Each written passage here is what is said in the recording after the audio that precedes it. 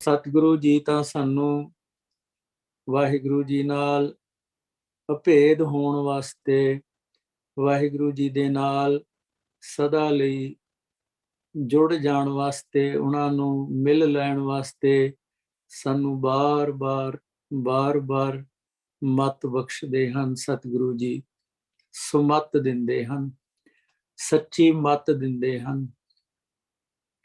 ਇਹ ਉਹ ਮੱਤ ਹੈ ਜਿਸ ਨੇ ਸਾਨੂੰ ਸਦਾ ਸੁੱਖ ਦੇਣਾ ਹੈ। ਤੇ ਜਿਹੜੀਆਂ ਅਕਲਾਂ, ਜਿਹੜੀਆਂ ਅਸੀਂ ਮੱਤਾਂ ਨੂੰ ਅੰਦਰ ਧਾਰਨ ਕੀਤਾ, ਇਸ ਸੰਸਾਰ ਵਿੱਚ ਆ ਕੇ ਉਹ ਮੱਤ ਸਾਡੇ ਵਾਸਤੇ ਦੁਰਮਤ ਬਣ ਗਈ। ਉਹੀ ਮੱਤ ਦੁਰਮਤ ਦਾ ਰੂਪ ਧਾਰਨ ਕਰ ਗਈ, ਜਿਹਦੇ ਅੰਦਰ ਸਾਡੇ ਅੰਦਰ ਦੁਬਦਾ, ਈਰਖਾ, ਨਫ਼ਰਤ, ਨਿੰਦਾ, ਚੁਗਲੀ, ਵੈਰ, ਵਿਰੋਧ ਦ੍ਰਿੜ ਹੋ ਗਿਆ। ਤਾਂ ਉਸ ਮੱਤ ਵਿੱਚ ਆ ਕੇ ਫਿਰ ਅਸੀਂ ਸੜਨ ਲੱਗ ਪਏ। ਉਸ ਨੂੰ ਗੁਰੂ ਮਹਾਰਾਜ ਸੱਚੇ ਪਾਤਸ਼ਾਹ ਨੇ ਦੱਸਿਆ, ਉਹ ਅਗਨ ਦਾ ਰੂਪ ਧਾਰਨ ਕਰ ਗਈ। ਕਿਹੜੀ ਮੱਤ? ਜਿਹੜੀ ਅਸੀਂ ਇਸ ਇਲਾਕੇ ਵਿੱਚ ਆ ਕੇ ਪੰਜਾਂ ਦੂਤਾਂ ਦੇ ਰਾਹੀਂ ਸਿੱਖੀ। ਤੇ ਗੁਰੂ ਮਹਾਰਾਜ ਸੱਚੇ ਪਾਤਸ਼ਾਹ ਸਾਡੀ ਉਹ ਮੱਤ ਨੂੰ ਬਦਲਣਾ ਚਾਹੁੰਦੇ ਆ, ਕਿਉਂਕਿ ਕਹਿੰਦੇ ਇਹ ਜਿਹੜੀ ਮੱਤ ਹੈ ਇਹ ਦੁਰਮਤ ਹੈ, ਇਹ ਅਗਨ ਹੈ, ਸਾਰੇ ਸੰਸਾਰ ਨੂੰ ਸਾੜਦੀ ਹੈ। ਫਰਮਾਉਂਦੇ ਨੇ ਮਹਾਰਾਜ ਸੱਚੇ ਪਾਤਸ਼ਾਹ, ਦੱਸਦੇ ਆਪਾਂ ਨੂੰ, ਦੁਰਮਤ ਅਗਨ ਜਗਤ ਪਰ ਜਾਰੈ। ਸਤਿਗੁਰੂ ਕਹਿੰਦੇ ਨੇ, ਬਿਨ ਬੂਝੇ ਝਗਰਤ ਜਗ ਕਾਚਾ। ਜਿੰਨਾ ਚਿਰ ਅਸੀਂ ਸਤਿਗੁਰੂ ਜੀ ਤੋਂ ਮੱਤ ਨਹੀਂ ਲੈਂਦੇ, ਅਕਲ ਨਹੀਂ ਲੈਂਦੇ, ਇਹ ਸਾਰਾ ਜਗ ਕਹਿੰਦੇ ਝਗੜਦਾ ਤੇ ਸੜਦਾ ਆ ਅੱਗ ਦੇ ਵਿੱਚ। ਤੇ ਸਤਿਗੁਰੂ ਸੱਚੇ ਪਾਤਸ਼ਾਹ ਆਪਾਂ ਨੂੰ ਬਾਰ-ਬਾਰ ਇਹੀ ਸਮਝਾਉਂਦੇ ਕਿ ਅਸੀਂ ਗੁਰੂ ਜੀ ਦੀ ਮੱਤ ਲਈਏ। ਸਾਹਿਬ ਸ੍ਰੀ ਗੁਰੂ ਅਮਰਦਾਸ ਜੀ ਮਹਾਰਾਜ ਫਰਮਾਉਂਦੇ ਆ, ਸ੍ਰੀ ਰਾਗ ਮਹੱਲਾ ਤੀਜਾ, ਜਿਨੀ ਇੱਕ ਮਨ ਨਾਮ ਧਿਆਇਆ, ਗੁਰਮਤੀ ਵਿਚਾਰ। ਤਿਨ ਕੇ ਮੁਖ ਸਦ ਉਜਲੇ, ਤਿਤ ਸੱਚੈ ਦਰਬਾਰ। ਸਾਹਿਬ ਸ੍ਰੀ ਗੁਰੂ ਅਮਰਦਾਸ ਜੀ ਦੇ ਬਚਨ ਕਹਿੰਦੇ, ਜਿਨ੍ਹਾਂ ਨੇ ਇੱਕ ਮਨ ਇੱਕ ਚਿੱਤ ਹੋ ਕੇ ਵਾਹਿਗੁਰੂ ਜੀ ਨੂੰ ਧਿਆਇਆ, ਜਿਸ ਤਰ੍ਹਾਂ ਕਿ ਆਪਾਂ ਪਹਿਲਾਂ ਵੀ ਸੁਣਿਆ, ਇਹ ਮਨ ਹਰ ਜੀ ਧਿਆਏ ਤੂੰ, ਇੱਕ ਮਨ ਇੱਕ ਚਿੱਤ ਭਾਏ। ਬਾਰ-ਬਾਰ ਸਤਿਗੁਰੂ ਸਾਨੂੰ ਚਿੱਤ ਲਾ ਕੇ ਵਾਹਿਗੁਰੂ ਜੀ ਦੇ ਨਾਮ ਨੂੰ, ਵਾਹਿਗੁਰੂ ਜੀ ਨੂੰ ਧਿਆਉਣ ਦਾ ਉਪਦੇਸ਼ ਕਰਦੇ ਆ, ਸਮਝਾਉਂਦੇ ਆਪਾਂ ਨੂੰ, ਅਕਲ ਦਿੰਦੇ ਆ। ਉਹ ਜਿਹੜੀ ਸਾਡੀ ਖੋਟੀ ਮੱਤ ਹੈ ਉਸ ਨੂੰ ਸਾਫ਼ ਕਰਨਾ ਚਾਹੁੰਦੇ ਤੇ ਆ ਦਿੰਦੇ ਆ ਮੱਤ ਕਿ ਅਸੀਂ ਵਾਹਿਗੁਰੂ ਜੀ ਨੂੰ ਚਿੱਤ ਲਾ ਕੇ ਧਿਆਈਏ। ਫਿਰ ਕਹਿੰਦੇ, ਜਿਨ੍ਹਾਂ ਨੇ ਵਾਹਿਗੁਰੂ ਜੀ ਦੇ ਨਾਮ ਨੂੰ ਧਿਆਇਆ, ਗੁਰੂ ਜੀ ਦੀ ਮੱਤ ਲੈ ਕੇ ਵਿਚਾਰ ਕਰਕੇ, ਜਿਨੀ ਇੱਕ ਮਨ ਨਾਮ ਧਿਆਇਆ, ਗੁਰਮਤੀ ਵਿਚਾਰ। ਤਿਨ ਕੇ ਮੁਖ ਸਦ ਉਜਲੇ, ਤਿਤ ਸੱਚੈ ਦਰਬਾਰ। ਉਹਨਾਂ ਦੇ ਮੁਖ ਵਾਹਿਗੁਰੂ ਜੀ ਕਹਿੰਦੇ, ਸਤਿਗੁਰੂ ਜੀ ਕਹਿੰਦੇ, ਦਰਬਾਰ ਵਾਹਿਗੁਰੂ ਜੀ ਦੇ ਵਿੱਚ ਉਜਲੇ ਹੁੰਦੇ ਆ। ਜਿਸ ਤਰ੍ਹਾਂ ਗੁਰੂ ਨਾਨਕ ਪਾਤਸ਼ਾਹ ਨੇ ਵੀ ਕਿਹਾ ਆ, ਜਿਨੀ ਨਾਮ ਧਿਆਇਆ, ਗਏ ਮਸਕਤ ਘਾਲ। ਨਾਨਕ ਤੇ ਮੁਖ ਉਜਲੇ, ਕੀਤੀ ਛੁੱਟੀ ਨਾਲ। ਮੁਖ ਉਜਲਾ ਸਾਡਾ ਕਦੋਂ ਹੁੰਦਾ? ਜਦੋਂ ਸਾਨੂੰ ਵਾਹਿਗੁਰੂ ਜੀ ਦੇ ਦਰਬਾਰ ਵਿੱਚ, ਵਾਹਿਗੁਰੂ ਜੀ ਦੀ ਸਭਾ ਵਿੱਚ ਜੀ ਆਇਆਂ ਕਿਹਾ ਜਾਂਦਾ, ਸਾਨੂੰ ਪਿਆਰ ਮਿਲਦਾ, ਸਤਿਕਾਰ ਮਿਲਦਾ। ਉੱਥੇ ਫਿਰ ਸੱਚੇ ਪਾਤਸ਼ਾਹ ਕਹਿੰਦੇ ਆ, ਸਾਡਾ ਮੁਖ ਉਜਲਾ ਹੁੰਦਾ।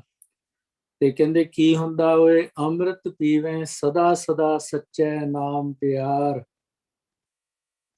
ਹੁਣ ਅੰਮ੍ਰਿਤ ਦੀ ਸਾਰ ਕਿਉਂਕਿ ਸਾਨੂੰ ਹੈ ਨਹੀਂ ਇੰਨੀ, ਇਸ ਕਰਕੇ ਅਸੀਂ ਕੋਈ ਕਦਰ ਨਹੀਂ ਜਾਣਦੇ। ਗੁਰੂ ਮਹਾਰਾਜ ਕਹਿੰਦੇ, ਅੰਮ੍ਰਿਤ ਕੀ ਸਾਰ ਸੋਈ ਜਾਣੈ, ਜਿਸਨੂੰ ਨਦਰ ਤੁਮਹਾਰੀ ਜੀਓ।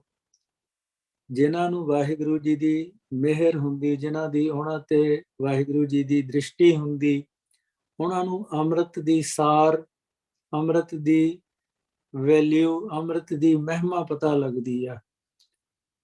ਤੇ ਗੁਰੂ ਨਾਨਕ ਪਾਤਸ਼ਾਹ ਸਾਨੂੰ ਗੁਰੂ ਗ੍ਰੰਥ ਸਾਹਿਬ ਜੀ ਦੇ ਰਾਹੀਂ ਅੰਮ੍ਰਿਤ ਦੀ ਬਹੁਤ ਮਹਿਮਾ ਦੱਸਦੇ ਆ। ਮਹਾਰਾਜ ਸੱਚੇ ਪਾਤਸ਼ਾਹ ਕਹਿੰਦੇ, ਸਾਡਾ ਭੋਜਨ ਅੰਮ੍ਰਿਤ ਰਸ ਹੈ। ਸਾਡਾ ਅਸਲ ਭੋਜਨ ਹੀ ਅੰਮ੍ਰਿਤ ਹੈ। ਸਾਡਾ ਤੋਂ ਭਾਵ ਅਸੀਂ ਮਨ ਹਾਂ, ਮਨ ਦਾ ਭੋਜਨ ਅੰਮ੍ਰਿਤ ਰਸ ਹੈ। ਜਿਹੜਾ ਅਸੀਂ ਬਾਹਰੋਂ ਛਕਦੇ ਹਾਂ ਹੋਰ ਪਦਾਰਥ, ਉਹ ਸਰੀਰ ਵਾਸਤੇ ਨੇ। ਮਨ ਦਾ ਭੋਜਨ ਅੰਮ੍ਰਿਤ ਰਸ ਹੈ। ਤੇ ਉਸ ਅੰਮ੍ਰਿਤ ਦੀ ਬਹੁਤ ਮਹਿਮਾ ਦੱਸੀ ਪਾਤਸ਼ਾਹ ਨੇ ਦੱਸਿਆ। ਉਹ ਅੰਮ੍ਰਿਤ ਸਾਡੇ ਸਰੀਰਾਂ ਦੇ, ਕਾਇਆਂ ਦੇ ਅੰਦਰ ਰੱਖਿਆ ਮਹਾਰਾਜ ਨੇ। 9 ਦਰਾਂ ਤੋਂ ਉੱਪਰ, ਜਿਸਨੂੰ ਗੁਰੂ ਪਾਤਸ਼ਾਹ ਕਹਿੰਦੇ, ਅੰਤਰ ਖੂਟਾ ਅੰਮ੍ਰਿਤ ਭਰਿਆ, ਸ਼ਬਦੇ ਕਾੜ ਪੀਐ ਪਨਿਹਾਰੀ। ਸ਼ਬਦ ਰਾਹੀਂ ਜਦੋਂ ਅਸੀਂ ਚਿੱਤ ਲਾ ਕੇ ਨਾਮ ਨੂੰ ਜਪਦੇ ਹਾਂ, ਨਾਮ ਨੂੰ ਧਿਆਉਂਦੇ ਹਾਂ, ਉਦੋਂ ਫਿਰ ਸਾਨੂੰ ਅੰਮ੍ਰਿਤ ਪ੍ਰਾਪਤ ਹੁੰਦਾ ਆ, ਕਿਉਂਕਿ ਉਸ ਨਾਮ ਦੇ ਅੰਦਰ ਅੰਮ੍ਰਿਤ ਹੈ। ਸਤਿਗੁਰੂ ਜੀ ਨੇ ਸਮਝਾਇਆ, ਨੌਨਿਧ ਅੰਮ੍ਰਿਤ ਪ੍ਰਭ ਕਾ ਨਾਮ, ਦੇਹੀ ਮੈਂ ਇਸਕਾ ਵਿਸਰਾਮ।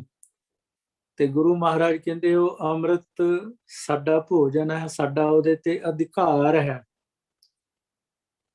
ਉਹ ਸਾਡੇ ਲਈ ਵਾਹਿਗੁਰੂ ਜੀ ਨੇ ਰੱਖਿਆ ਹੋਇਆ, ਕਿਸੇ ਹੋਰ ਲਈ ਨਹੀਂ। ਤੇ ਗੁਰੂ ਮਹਾਰਾਜ ਕਹਿੰਦੇ ਜਦੋਂ ਅਸੀਂ ਸੌਂ ਜਾਂਦੇ ਆ, ਜਦੋਂ ਅਸੀਂ ਗਾਫਲ ਹੋ ਜਾਂਦੇ ਆ, ਉਦੋਂ ਫਿਰ ਇਹ ਚੋਰ ਜੋ ਸਾਡੇ ਕਾਇਆ ਦੇ ਵਿੱਚ ਬੈਠੇ, ਇਹ ਅੰਮ੍ਰਿਤ ਨੂੰ ਲੁੱਟਦੇ ਆ। ਸਤਿਗੁਰੂ ਜੀ ਸਮਝਾਉਂਦੇ ਸਾਨੂੰ, ਇਸ ਦੇਹੀ ਅੰਦਰ ਪੰਜ ਚੋਰ ਵਸੇ, ਕਾਮ ਕ੍ਰੋਧ ਲੋਭ ਮੋਹ ਹੰਕਾਰਾ, ਅੰਮ੍ਰਿਤ ਲੂਟੇ ਮਨ ਮੁਖ ਨਹੀਂ ਬੂਝੇ, ਕੋਈ ਨਾ ਸੁਣੇ ਪੁਕਾਰਾ। ਕਹਿੰਦੇ ਸਮਝਦੇ ਹੀ ਨਹੀਂ, ਮਨਮੁਖ ਸੁੱਤੇ ਹੋਏ ਆ। ਆਪਾਂ ਨੂੰ ਸਮਝਾਉਂਦੇ ਆ ਜਿਹੜੇ ਕਿ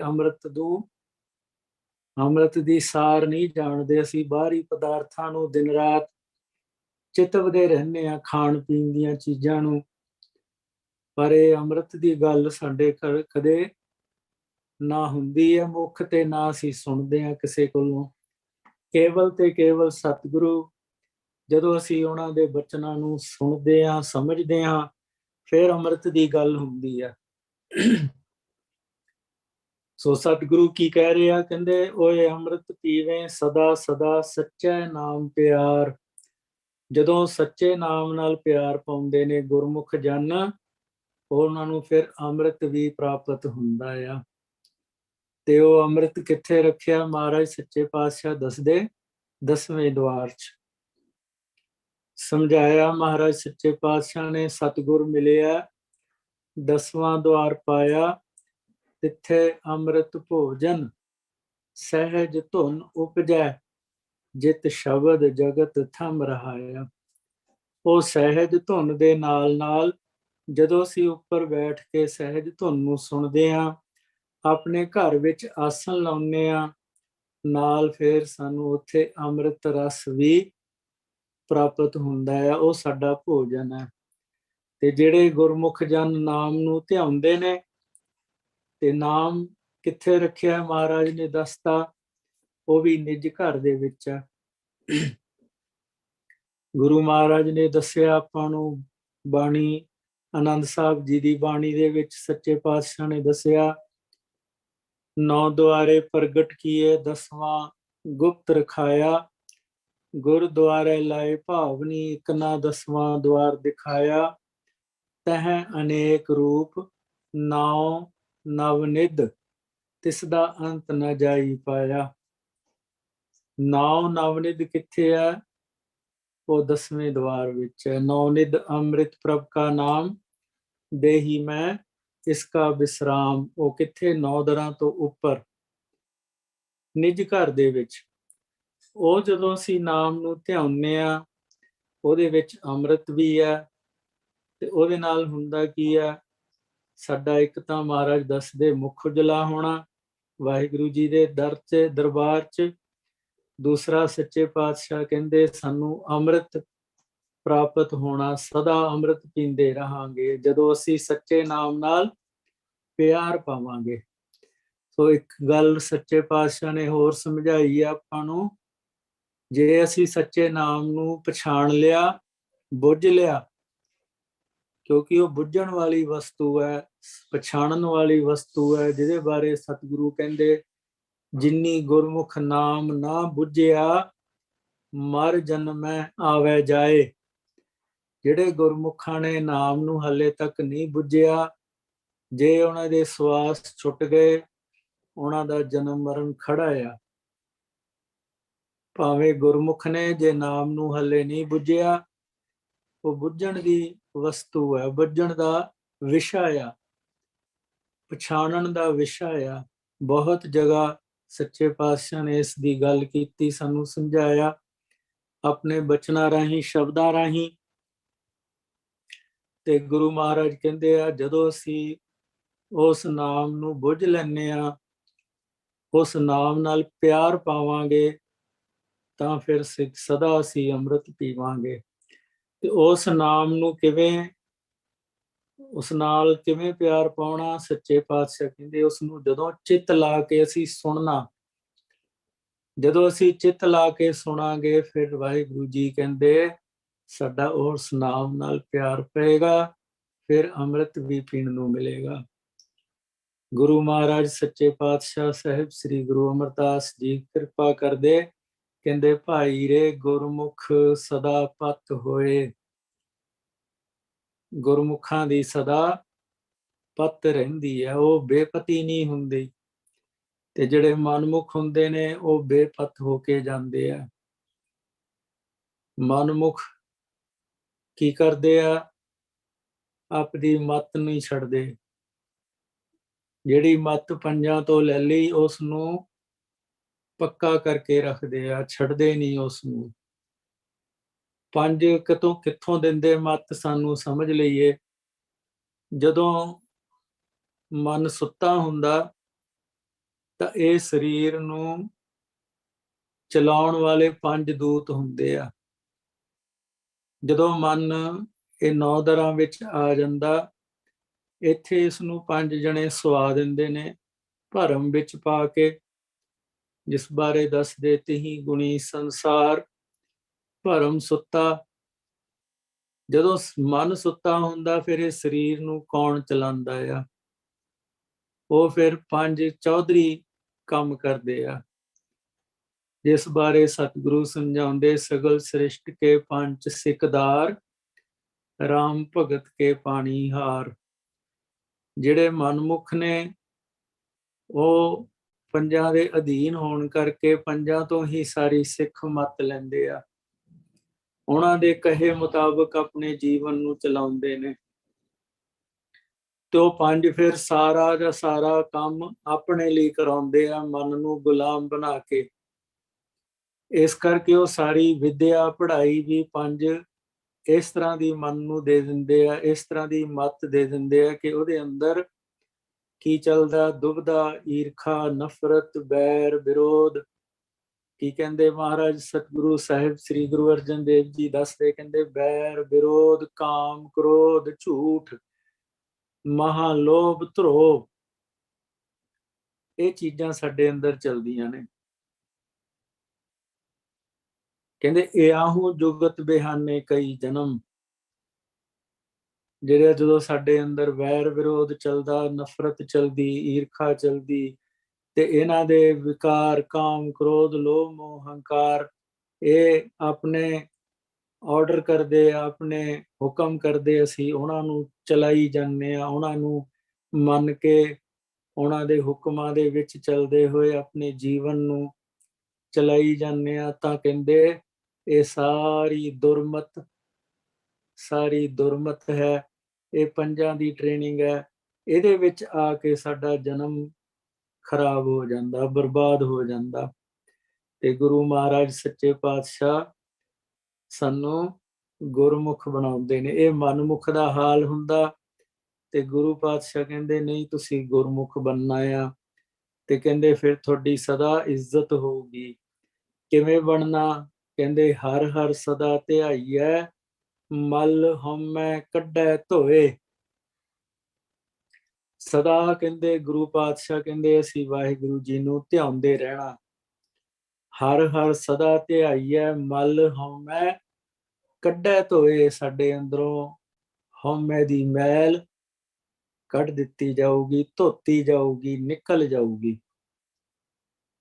ਇਹ ਸੱਚੇ ਪਾਤਸ਼ਾਹ ਸਤਿਗੁਰੂ ਸਾਹਿਬ ਸ੍ਰੀ ਗੁਰੂ ਅਮਰਦਾਸ ਜੀ ਸਾਨੂੰ ਸਮਝਾਉਂਦੇ ਆ।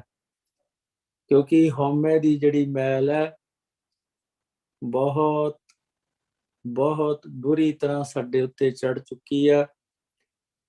ਇਸ ਨੂੰ ਕੱਢਣ ਵਾਸਤੇ ਸਾਨੂੰ ਨਾਮ ਧਿਆਉਣਾ ਪੈਂਦਾ ਆ। ਉਹ ਸ਼ਬਦ ਨੇ, ਨਾਮ ਨੇ, ਜਿਸ ਦੀ ਮਹਿਮਾ ਸਤਿਗੁਰੂ ਦੱਸਦੇ, ਜੋ ਨਿਜ ਘਰ ਦੇ ਵਿੱਚ ਹੈ, ਜੋ ਸਾਡੇ ਆਪਣੇ ਨਿਜ ਘਰ ਦੇ ਵਿੱਚ ਹੈ, ਉਸ ਨੇ ਸਾਡੀ ਮੈਲ ਧੋ ਦੇਣੀ ਹੈ। ਜਦੋਂ ਅਸੀਂ ਧਿਆਵਾਂਗੇ, ਨਾਮ ਨੂੰ ਧਿਆਵਾਂਗੇ, ਸ਼ਬਦ ਨੂੰ ਧਿਆਵਾਂਗੇ, ਤੇ ਪਹਿਲਾਂ ਗੁਰਮੰਤਰ ਨੂੰ ਜਪ ਜਪ ਕੇ ਸੁਣ ਸੁਣ ਕੇ ਸਾਫ਼ ਕਰਦੇ ਕਰਦੇ ਨਾਮ ਨੂੰ ਜਦੋਂ ਧਿਆਵਾਂਗੇ, ਇਹ ਸਾਡੇ ਅੰਦਰੋਂ ਹਉਮੈ ਦੀ ਮੈਲ ਸਾਫ਼ ਹੋ ਜਾਊਗੀ। ਤੇ ਉਹ ਹਉਮੈ ਦੀ ਮੈਲ ਹੀ ਹੁਣ ਸਾਡਾ ਰੋਗ ਬਣ ਗਿਆ, ਉਹਦੇ ਕਰਕੇ ਅਸੀਂ ਰੋਗੀ ਹੋ ਗਏ। ਤੇ ਰੋਗੀ ਦਾ ਕੀ ਹੁੰਦਾ? ਰੋਗੀ ਨੂੰ ਦੁੱਖ ਆਉਂਦੇ ਆ, ਰੋਗੀ ਦੁਖੀ ਰਹਿੰਦਾ। ਇਹ ਹਉਮੈ ਹੀ ਸਾਡੇ ਵਾਸਤੇ ਕੰਡਾ ਬਣ ਗਈ, ਚੁੱਭਦੀ ਆ, ਦੁੱਖ ਦਿੰਦੀ ਆ। ਤੇ ਇਹ ਸਤਿਗੁਰੂ ਹੁਣ ਸਾਨੂੰ ਸੁੱਖ ਦੇਣ ਵਾਸਤੇ ਸਮਝਾਉਂਦੇ, ਹਰ ਹਰ ਸਦਾ ਧਿਆਈਐ ਮਲ ਹਉਮੈ ਕੱਢੈ ਧੋਏ ਰਹਾਉ, ਮਨ ਮੁਖ ਨਾਮ ਨਾ ਜਾਣਨੀ ਵਿਣ ਨਾਮੈ ਪਤ ਜਾਏ। ਦੇਖੋ ਹੁਣ ਸੱਚੇ ਪਾਤਸ਼ਾਹ ਸਮਝਾ ਰਿਹਾ, ਜਿਨ੍ਹਾਂ ਨੇ ਉਸ ਨਾਮ ਨੂੰ ਹੱਲੇ ਨਹੀਂ ਜਾਣਿਆ, ਉਹ ਮਨਮੁਖ ਨੇ ਹੱਲੇ। ਕਿਉਂਕਿ ਮਨਮੁਖ ਕੀ ਕਰਦਾ? ਗੁਰੂ ਜੀ ਦੀ ਮੱਤ ਨਹੀਂ ਲੈਂਦਾ, ਆਪਣੀ ਮੱਤ ਨਹੀਂ ਛੱਡਦਾ।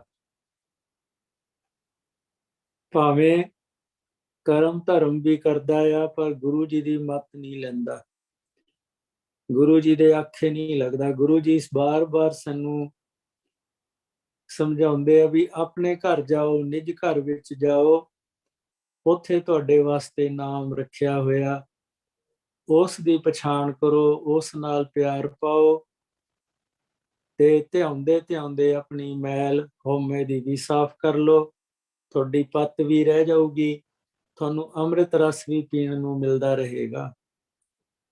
ਸਮਝਿਆ ਨਾ? ਹੁਣੇ ਆਪਾਂ ਨੇ, ਪਾਤਸ਼ਾਹ ਨੇ ਸਾਨੂੰ ਕਿਵੇਂ ਸਮਝਾਇਆ, ਤਿਨਕੇ ਮੁਖ ਸਦ ਉਜਲੇ ਤਿਤ ਸੱਚੇ ਦਰਬਾਰ।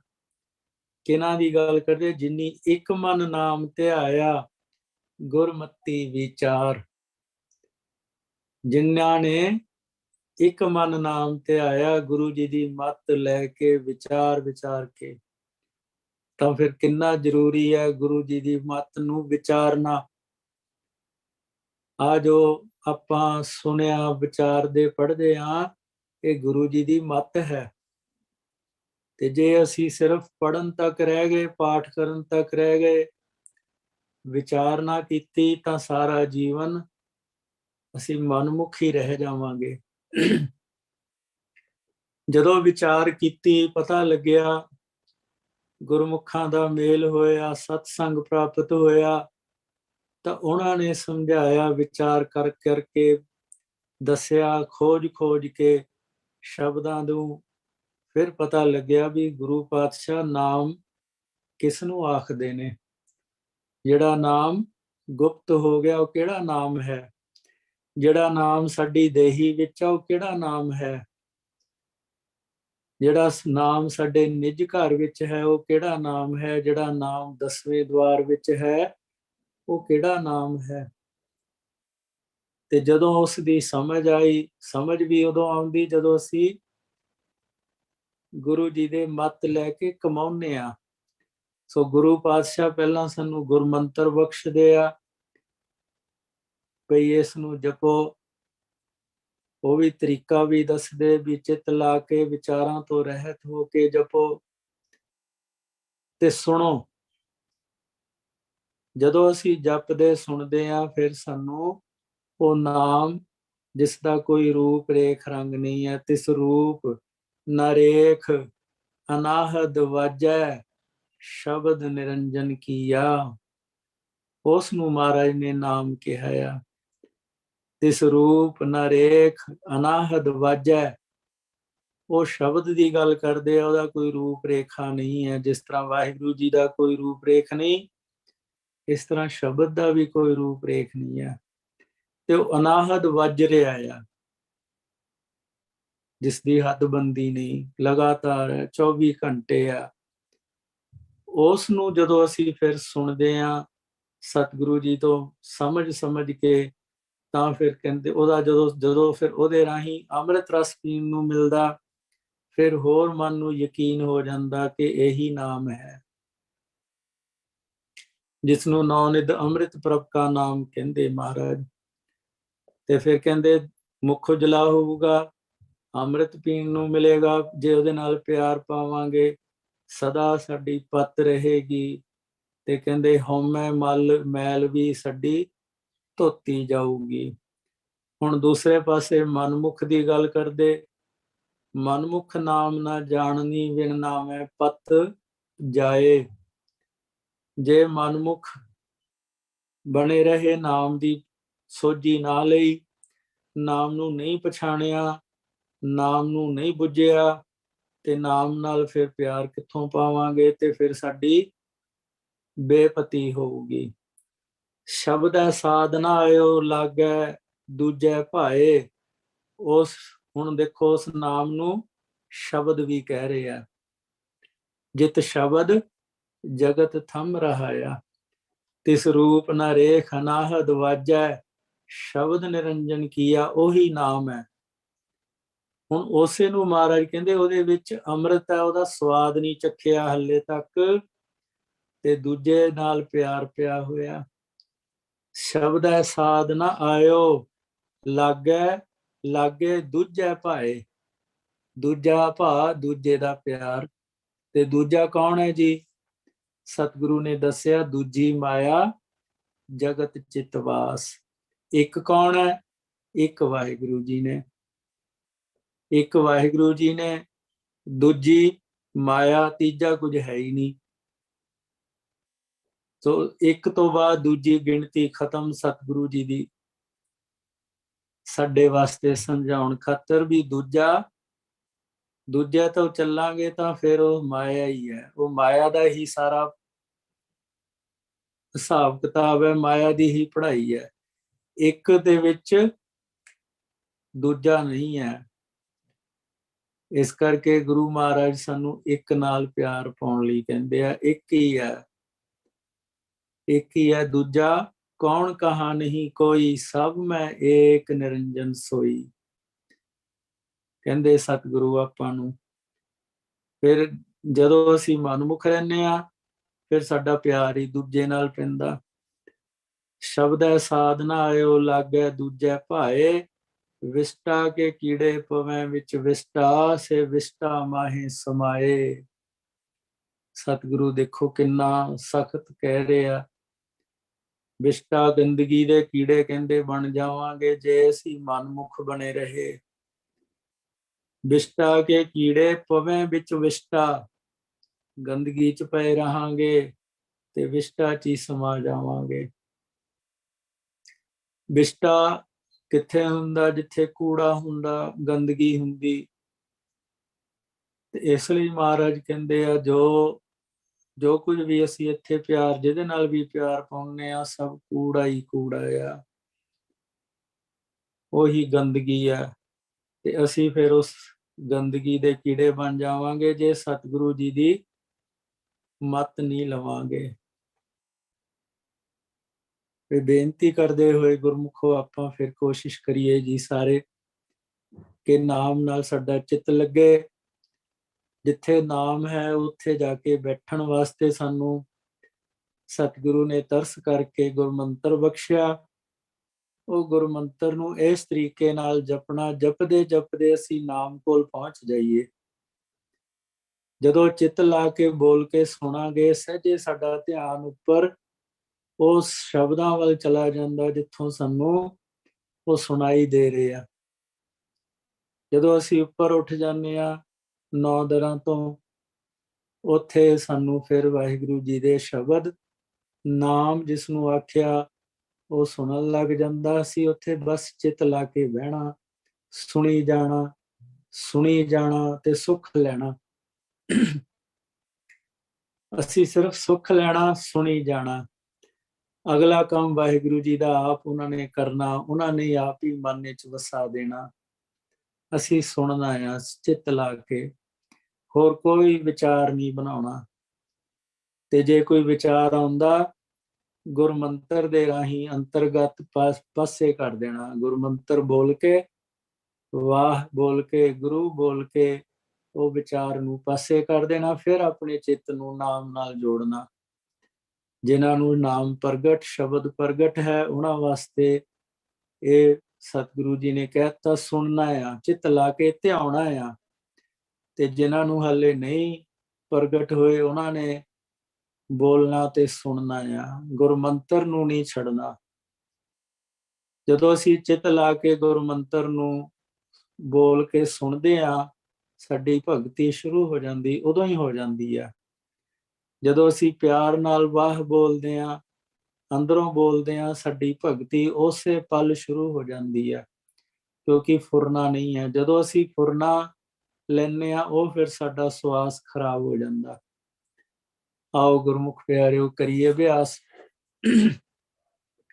ਵਾਹ ਗੁਰੂ, ਵਾਹ ਗੁਰੂ, ਵਾਹ ਗੁਰੂ, ਵਾਹ ਗੁਰੂ, ਵਾਹ ਗੁਰੂ, ਗੁਰੂ, ਵਾਹ ਗੁਰੂ, ਵਾਹ ਗੁਰੂ, ਵਾਹ ਗੁਰੂ, ਵਾਹ ਗੁਰੂ, ਗੁਰੂ, ਵਾਹ ਗੁਰੂ, ਵਾਹ ਗੁਰੂ, ਵਾਹ ਗੁਰੂ। ਮਹਾਰਾਜ ਕਿਰਪਾ ਕਰਨ।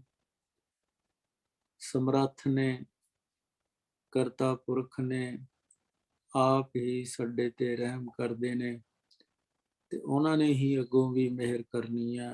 ਅਸੀਂ ਉਹਨਾਂ ਦੀ ਸ਼ਰਨ 'ਚ ਜੋਦੜੀ ਬਿੰਨਤ ਕਰਨੀ, ਭੁੱਲਾਂ ਦੀ ਮਾਫੀ ਮੰਗਣੀ। ਸੋ ਪਾਤਸ਼ਾਹ ਕਿਰਪਾ ਕਰਨਾ, ਮਹਾਰਾਜ ਸੱਚੇ ਪਾਤਸ਼ਾਹ ਜੀ ਆਪ ਜੀ ਦੀ ਸ਼ਰਨ ਵਿੱਚ ਆ ਕੇ, ਹਜ਼ੂਰੀ 'ਚ ਆ ਕੇ, ਆਪ ਜੀ ਦੇ ਬਚਨਾਂ ਨੂੰ ਵਿਚਾਰਦੇ ਹੋਏ ਭੁੱਲਾਂ ਗਲਤੀਆਂ ਅਨੇਕ ਪ੍ਰਕਾਰ ਦੀਆਂ ਹੋ ਜਾਂਦੀਆਂ, ਸਿਮਰਨ ਕਰਦੇ ਅਨੇਕ ਪ੍ਰਕਾਰ ਦੀਆਂ ਭੁੱਲਾਂ ਹੁੰਦੀਆਂ, ਮਾਫ ਕਰ ਦੇਣਾ ਜੀ। ਸੁਮਤ ਬਖਸ਼ ਕੇ ਚਰਨਾਂ ਨਾਲ ਜੋੜਨਾ, ਇਸੇ ਤਰ੍ਹਾਂ ਸਤਸੰਗ ਦੇ ਮਿਲਾਪ ਬਖਸ਼ਦੇ ਰਹਿਣਾ ਜੀ। ਵਾਹਿਗੁਰੂ ਜੀ ਕਾ ਖਾਲਸਾ, ਵਾਹਿਗੁਰੂ ਜੀ ਕੀ ਫਤਿਹ। ਇਹ ਕਰਮ ਹਮਾਰੇ ਤੁਮ ਦੇਵੋ ਸਭ ਕਿਛ ਦਿਆਧਾਰ, ਮਨਸੋ ਮੈਂ ਚਿਤ ਬਸ ਮਾਰੇ, ਤੁਮ ਤੇ ਬਾਹਰ ਕਿਛ ਨਹੀਂ।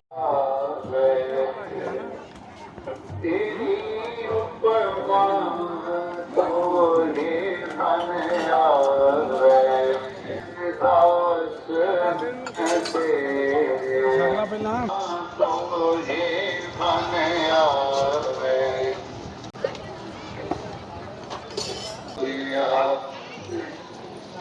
ਤਨ ਹਰ